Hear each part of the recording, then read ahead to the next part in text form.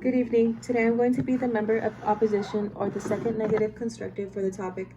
The United States federal government should make voting online an option in all general elections by 2024.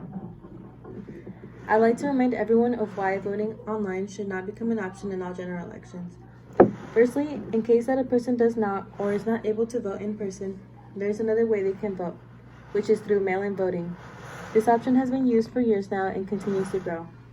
According to the California Secretary of State, over 9 million votes were mail-in for the 2020 election, which is a significant amount considering that this was 43% of all votes. As well, in order to vote, you don't need to drive. There are other forms of transportation, such as walking or riding a bike. If a person does not want to use any transportation, they could once again use the mail-in option. Also, it is inconclusive that standing in a queue will spread diseases. Even if people did get sick from standing in line, which is not as likely, it could help strengthen their immune systems, as well as giving them a day or two off from their stressful jobs. Responding to the member of government's first argument, they said that Americans rank voting above following the law, and that this means that they do want to vote, but they aren't able to currently, as they have issues with the system we have now. First off, I would like to say that the ranking does not mean much in terms of them being able to vote. A person would need to follow laws and not commit crimes if they want to be able to keep their vote in the first place. Besides that, there's also an alternative option to in-person voting, and if they really wanted to vote, they would do so whatever way they are legally able to. The member of government's second argument is that blockchain technology will be used to make voting online safe. I find that there are many holes with this. The blockchain technology being talked about is not going to be cheap.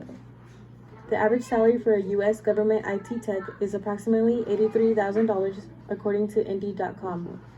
It is easy to see how many workers would take to create such a system, which means money. Building an online system of this scale would cost millions and millions of our tax dollars, which could be used to improve the system we already have. The negative also argues that mail-in voting is not good, as stamps are needed to be able to mail their vote, and that many people do not have this accessible. I'd like to say that the need for stamps is actually good for the economy, specifically regarding the postal office. Since stamps are needed, people would purchase them, in turn giving the postal office support and enough work for their staff. The negative argues that the system we have takes time to count and we don't have results immediately. However, not everyone would vote online even if the system was created, so it would take time regardless. What is important is not necessarily the speed, it is more of the votes being valid. The negative also said that since mail-in votes would be reduced, the postal office would no longer be concerned with that and resort back to their normal routes and help businesses not lose money by delivering packages on time. However, the postal office would indeed be losing money, since they would not have as much work, and then it would cut down their hours and money. Lastly, the member of government said that the systems that we have right now have already been hacked before, and therefore insinuating that it wouldn't be as big of a deal if the online system got hacked.